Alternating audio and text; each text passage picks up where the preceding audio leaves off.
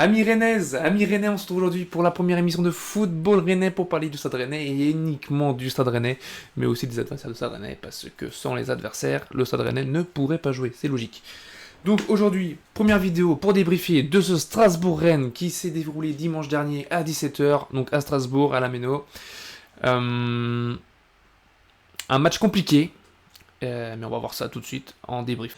Donc on est parti pour débrief déjà la première mi-temps de ce match. Donc premièrement je vais vous parler face cam et ensuite je vais vous illustrer ça avec des petites captures d'écran que j'ai faites.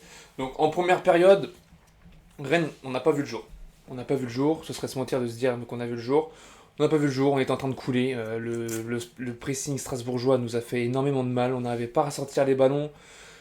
On a eu un nombre de pertes de balles au milieu de terrain qui était juste hallucinante quoi. Matouziwa, Grande Baek, Truffert, même si Truffert, on va pas le tirer dessus, c'est pas son poste. C'est pas son poste. Bon, il a fait les frais du départ de Bourigeaud, enfin de l'instance de départ de Bourigeaud. Et voilà, au milieu de terrain, on s'est fait manger. Soit dans l'intensité des duels, on n'y arrivait pas, on n'y était pas. On perdait beaucoup trop de ballons. Les passes étaient loupées. En première période, je parle pas du milieu de terrain, je parle de toute l'équipe entière. Les passes entre chaque joueur étaient soit trop fortes, dans la majorité des cas, soit pas assez, soit dans le dos, soit ça passait à côté, ça partait en touche. C'était d'un niveau technique très très faible. Très très faible cette première période. On est parti beaucoup par derrière. Donc on revenait toujours sur soit Wu, soit Stilguard, soit Mandanda. Donc aussi dans cette première période, j'ai trouvé on courait beaucoup derrière la balle et quand on l'a récupéré, on la perdait aussitôt. Donc c'est impossible de se construire une action, c'est impossible de mettre les pieds sur le ballon, de prendre confiance dans ce genre de situation. Donc par conséquent, Rennes, si on réfléchit bien, les deux actions qu'il y a, donc deux actions en une mi-temps, c'est que dalle. Ça va être la frappe de Truffert où ça part au-dessus, et va aussi avoir la barre de Gouiri. Donc Gouiri, il a pas de chance quand même en ce début de saison parce qu'il y a deux matchs de barre. Bon, la prochaine elle va rentrer, on espère. Ensuite, parlons du premier but de Strasbourg. Un but magnifique. Non, c'est encore un coup de pied défensif. Un coup de pied arrêté défensif, on n'y arrive pas, on n'est pas là. On a les mêmes problèmes depuis 2-3 ans maintenant. Depuis le départ d'Agam, on n'y arrive pas. En défense, sur les coups de pied arrêtés, on n'y arrive pas. On n'y arrive pas. C'est juste pas possible. Le préparateur de sûrement y avoir un préparateur de coups de pied arrêtés défensifs ou de coups de pied arrêtés tout court. Je sais pas ce qu'il travaille depuis 2 ans, mais en tout cas, il travaille très très mal. Parce que là, c'est encore un cafouillage à la con. Puis Mandanda doit sortir. Sur le but, Manda, il doit sortir. Il est là dans sa cage, il bouge pas, il doit sortir. Je suis désolé, mais bon. Donc voilà, donc nous, déjà, il faut attendre notre première occasion. Donc j'ai noté, hein. C'est la barre de Gouiri à la 26e minute. Première occasion. 26e minute de jeu. Et c'est une barre. Il aura fallu 26 minutes de jeu au Stade Rennais pour se procurer une occasion nette. J'ai même pas de souvenir d'avoir vu de frappe avant. Après, donc le collectif, il a été inexistant en fait dans cette première période. Je pense aussi individuellement, Grandbeck a eu beaucoup de mal physiquement. C'était une équipe costaud, Strasbourg, qui mettait beaucoup d'intensité et d'impact dans les duels. Grandbeck a eu du mal avec ça, il a perdu beaucoup de ballons, il a été imprécis sur ses passes aussi. Bon, on va pas le tirer dessus, c'est son deuxième match avec nous, on va le laisser s'habituer un petit peu plus à la Ligue 1.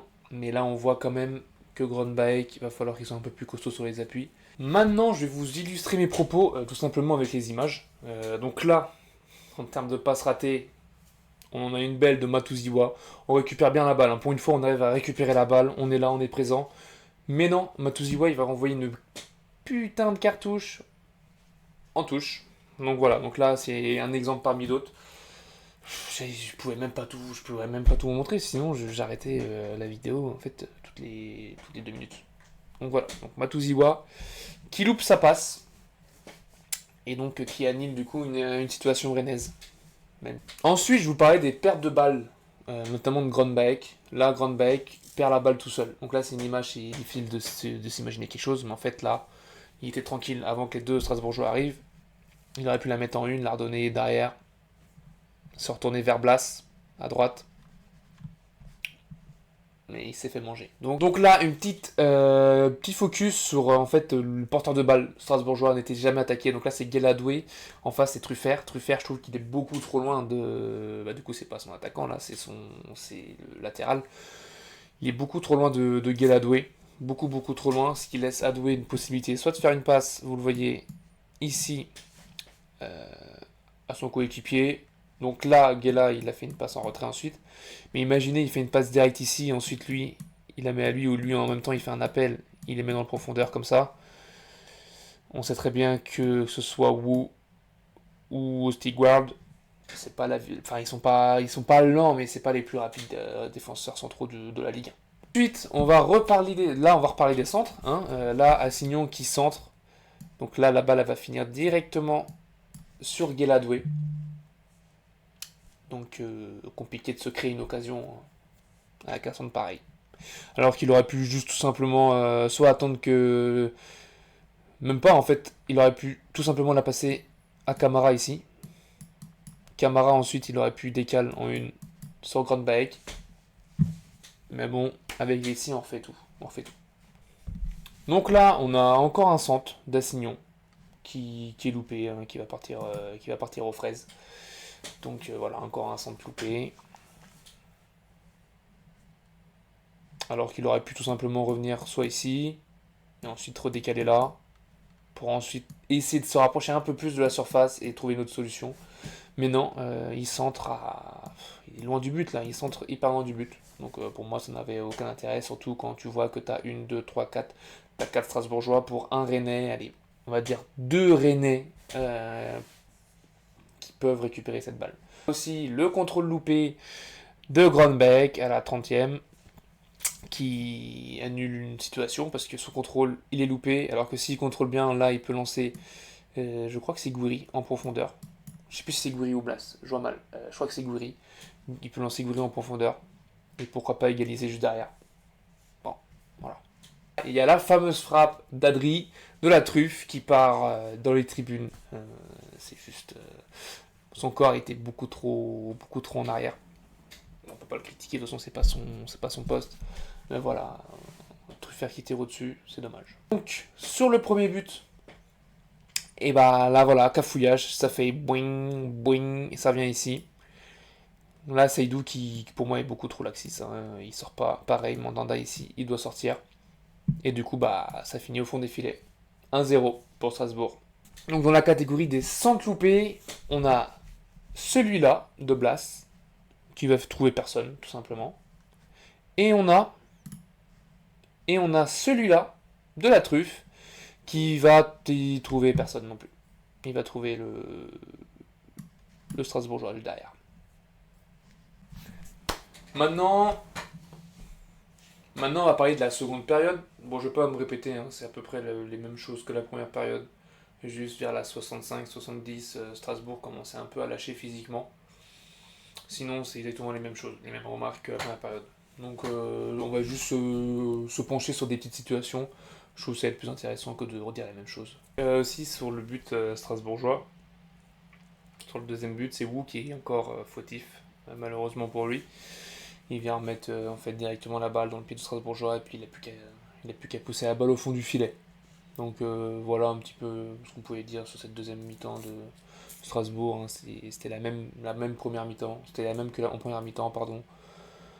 Donc c'était décevant, on n'a pas vu le jour au milieu de terrain, en attaque on a eu un peu plus d'occasions, mais c'était pas non plus folichon. Maintenant à voir ce que ça va donner contre Reims. Alors, par contre, sur les relances, en deuxième mi-temps, vous voyez, notamment là, c'est un 6 mètres. Un 6 mètres, donc c'est pas Steve qui tire, ça va être Ostigward. Donc là, tout le monde se dit, s'il se passe vite, qu'il ouvre bien son pied, il peut la foutre directement à Assignon qui est à droite, qui a le champ libre. Hein. Ça aurait fait une progression de balle énorme, il avait le champ libre, mais non. Ostigward va passer à Mandanda va passer à Wu, après ça va revenir par là. Enfin, je trouve ça insupportable. Je trouve ça juste insupportable. On aurait pu jouer vite, se créer peut-être une occasion pour revenir, pour réduire l'écart, mais non. Je pense que c'est une consigne du coach. Donc laissons le coach faire, hein. Il a sûrement plus d'expérience que moi de toute façon. Encore une relance qui va finir dans les pieds d'un Strasbourgeois. Donc pareil, en deuxième mi-temps, les relances, c'était toujours pas ça, c'était compliqué, on n'y arrivait pas. C'était très très dur. Sur cette action-là, Ostigward, donc juste en bas de votre écran, il récupère la balle. Mais après, il va faire une passe, on ne sait pas pourquoi. Alors autant, tout le match, ils sont venus avec Mandanda, donc ils sont venus en arrière. Tout le match. Mais là, non, il a essayé de faire une passe par là.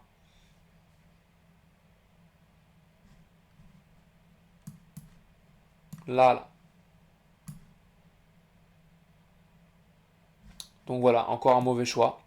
On lui en veut pas, mais parce qu'il n'y a pas eu d'action derrière.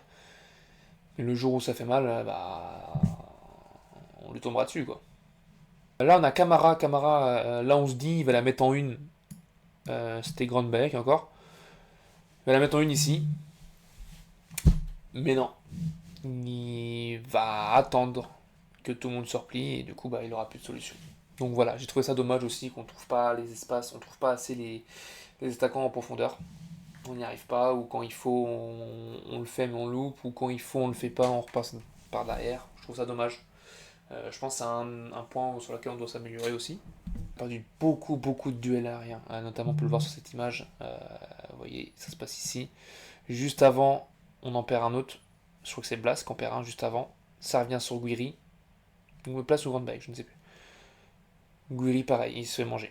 Dans le duel aérien, on a été inexistant, donc on n'a pas récupéré beaucoup de ballons. Martin Terrier nous faisait du bien dans ces situations avant. Mais on doit faire sans lui, vu qu'il a décidé de rejoindre le Bayer Leverkusen.